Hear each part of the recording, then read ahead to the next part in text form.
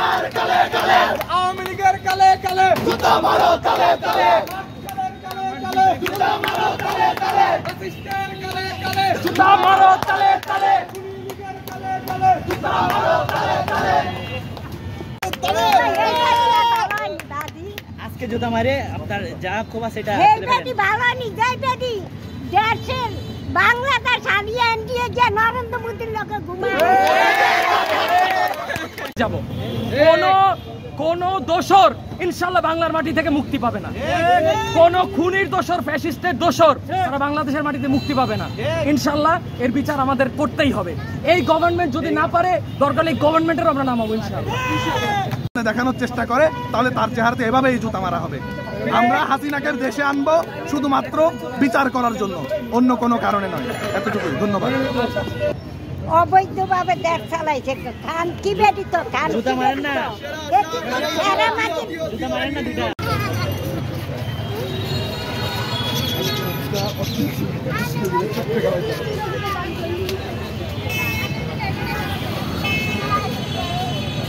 করা হয়েছে তার একটাই গণহত্যা করেছে।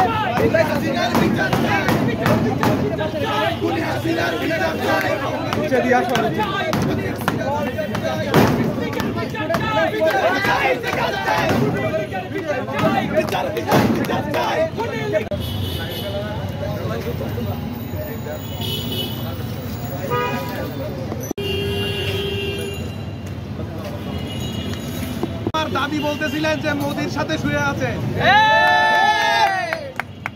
হয়তো সে মোদির সাথে শুইতে শুইতে ক্লান্ত, তাই সে ভাবলো যে ছাত্র জনতার উদ্দেশ্যে সে একটা ভাষণ দেবে। কিন্তু বন্ধুগণ, কোন খুনির ভাষণ আমরা শুনতে চাই না। আমরা শুধু হাসিনার গলায় ফাঁসির দড়ি দেখতে চাই। আমরা শুধু হাসিনার গলায় ফাঁসির দড়ি দেখতে চাই। আমরা শুধু হাসিনার গলায় ফাঁসির দড়ি দেখতে চাই। এছাড়া আমাদের আর কোনো কথা নাই। হাসিনা যতদিন হাসিনার ফাঁসি না হবে, যতদিন হাসিনার শাস্তি না হবে, ততদিন সে যদি কথা বলার চেষ্টা করে, ক্ষমা দেখানোর চেষ্টা করে, আমরা বীর চট্টলার জনগণ বারবার তার ছবিতে জুতা মারবো। আজকে আমরা এই চারাগি পাহাড় মোড়ে হাসিনার ছবিতে জুতা মারার মাধ্যমে আমাদের ঘৃণা প্রকাশ কর্মসূচি সূচনা করব। এখন আমরা সবাই মিলে জুতা মারার দিকে এগিয়ে যাব। সবাইকে যার যার জুতা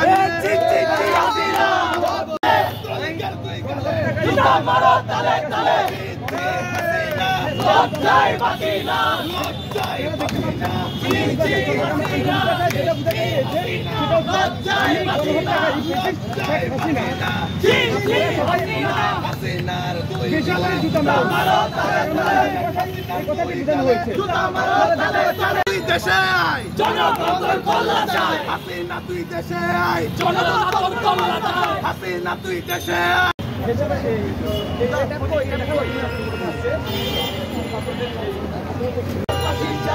হাসিনার ফাঁসি চাই, আবু সাইদ মুক্ত,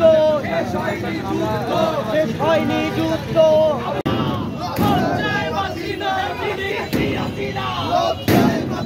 তুই খুনি হাসিনা,